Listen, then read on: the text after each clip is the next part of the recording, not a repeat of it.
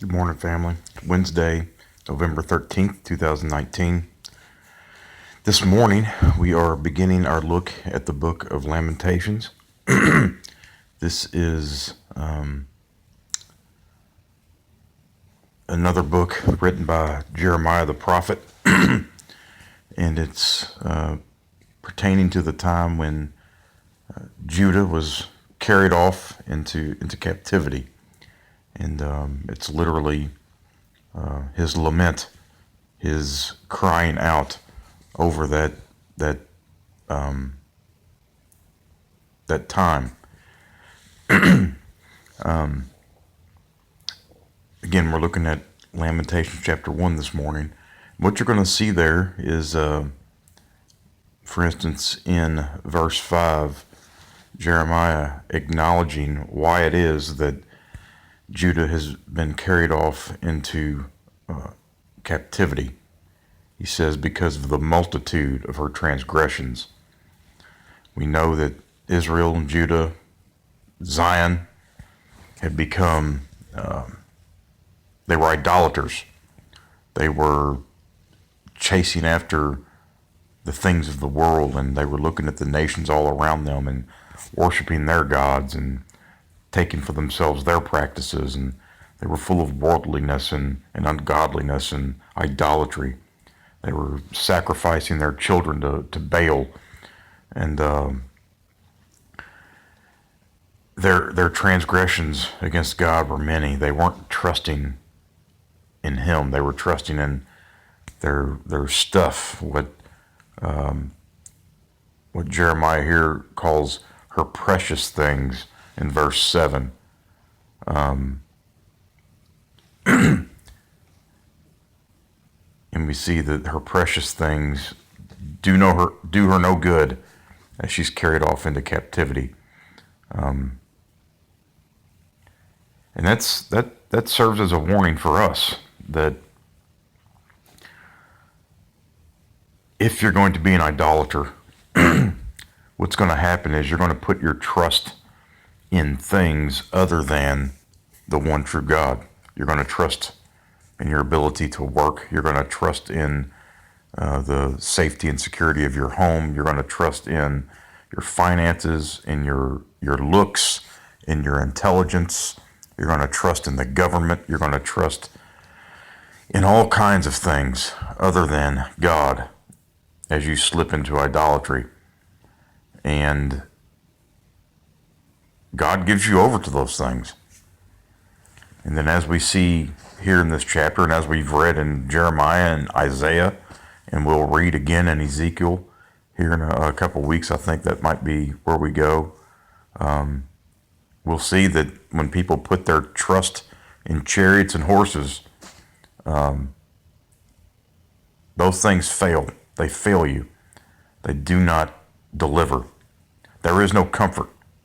There is no respite. There is no hope to be found in these things. Only in God. Only in Him.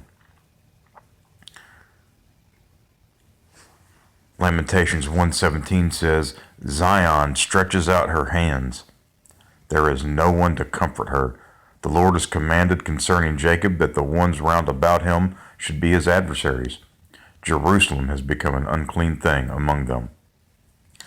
What I want to look at is the first part of that verse there. Zion stretches out her hands. There is no one to comfort her. You know,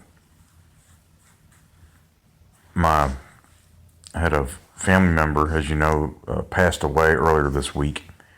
And I didn't know him that well.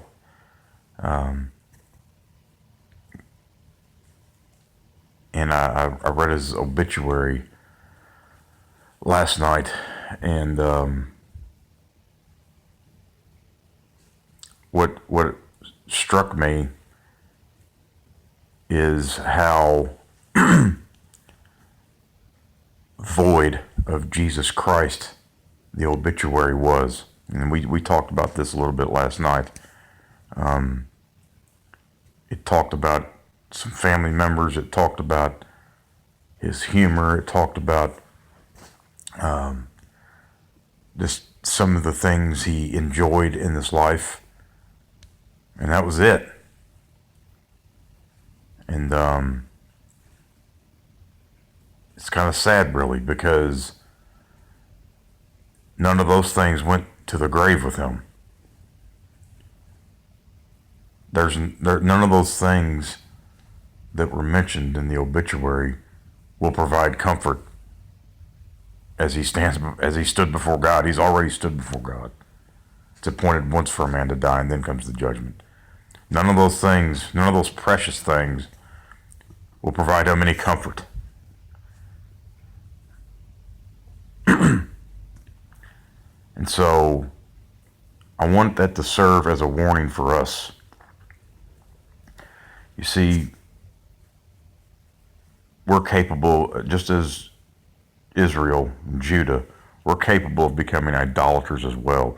We're capable of seeking our comfort in things other than the Lord, just as they were.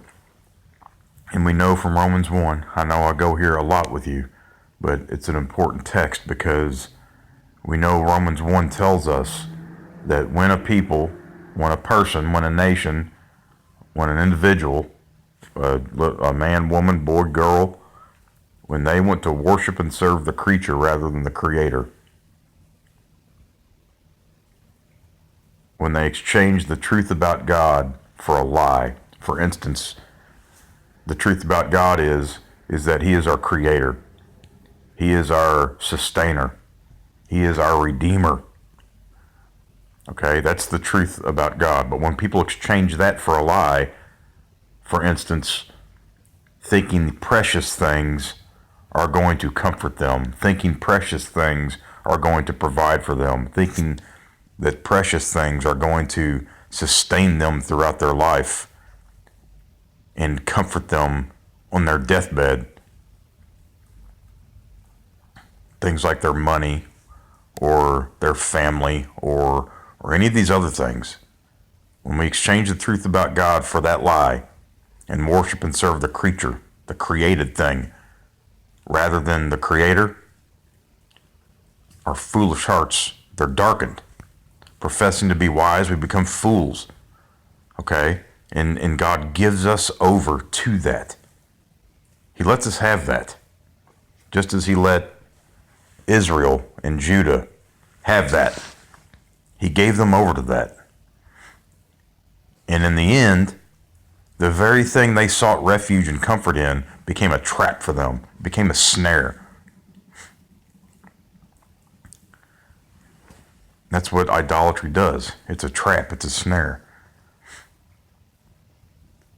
And what awaits us at the end of our life is death. That's the end game of it. If you're going to be an idolater, death awaits you. And there is none that will comfort you.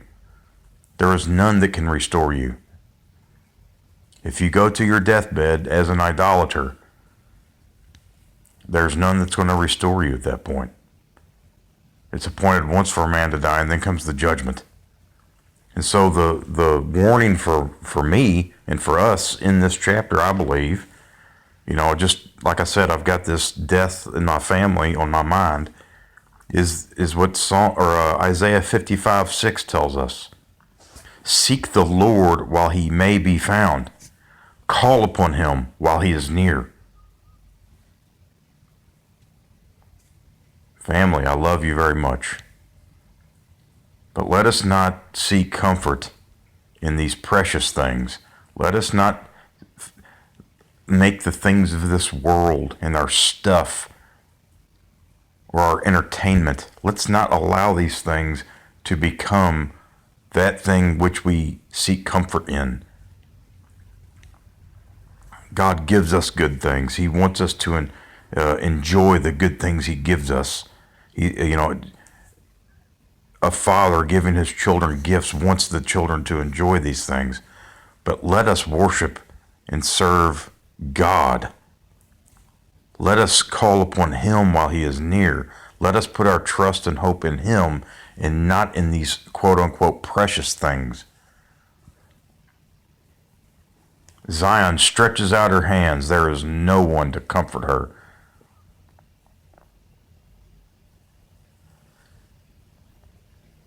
think about people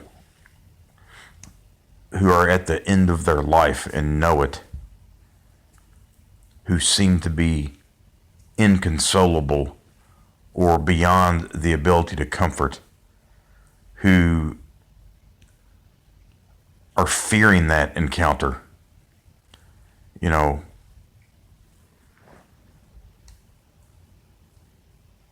as Christians, when we're trusting the Lord, when we're looking to Christ Jesus for our salvation to deliver us, we don't have to fear death. But how many people do? How many people fear death? They need to seek the Lord while he may be found. Call upon him while he is near.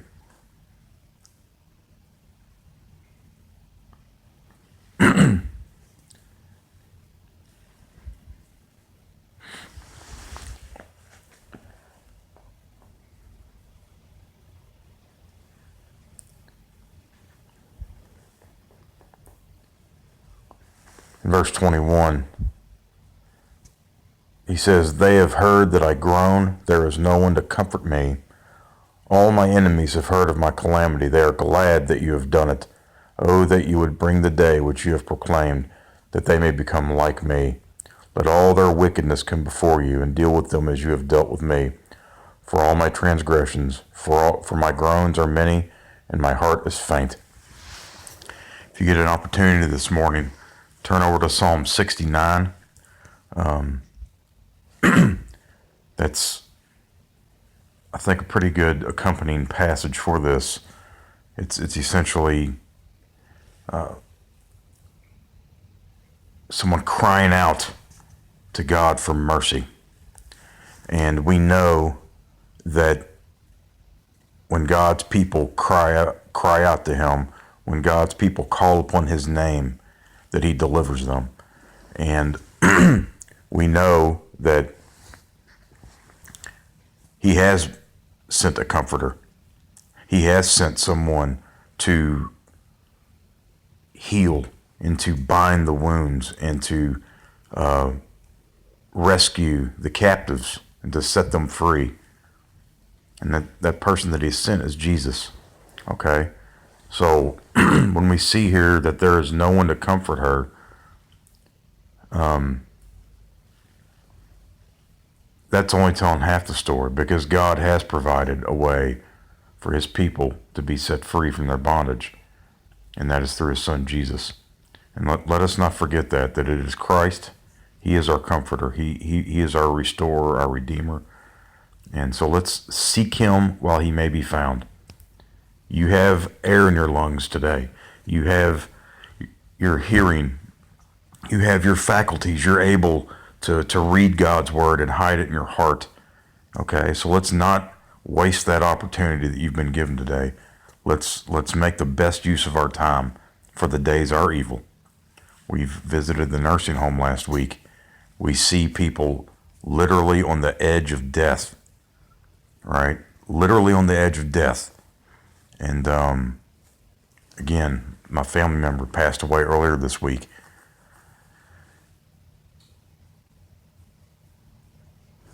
We have to be prepared. You know, death, again, for the Christian, death isn't something we need to fear. But if you're uncertain about your relationship with Christ, make it certain. Call upon his name. Look to Jesus.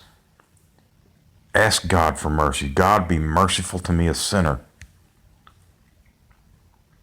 Ask him for a new heart. Seek him while he may be found. And if you're doing these things and you're trusting in Jesus, just know that any faith you have, that's a gift from God. You didn't muster that up. And so continue to trust him. If you have faith, continue to have faith. Continue to trust him, because he's granted that to you. It's not some accident or fluke. And he says, if you love me, obey my commands. Follow after him. Seek him while he may be found.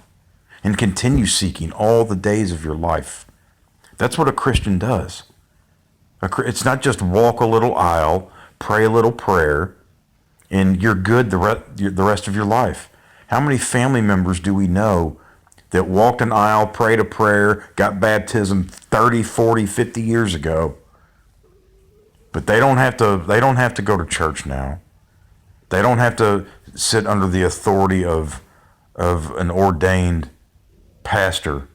They don't have to fellowship with the saints. They don't need to take the Lord's Supper. That's not a requirement. And on with their excuses and reasons. They better seek the Lord while he may be found. Because if they're not using the means that he's given, which is the local church, if they're not using that means, they're going to get to the end of their life and find that there is no one to comfort them. And that's scary, and that's frustrating. We need to continue to pray for those people. So call upon the name of the Lord. Seek him while he may be found. Call upon him while he is near. That's my encouragement to you. I love you all. I pray you have a blessed day. Bye-bye.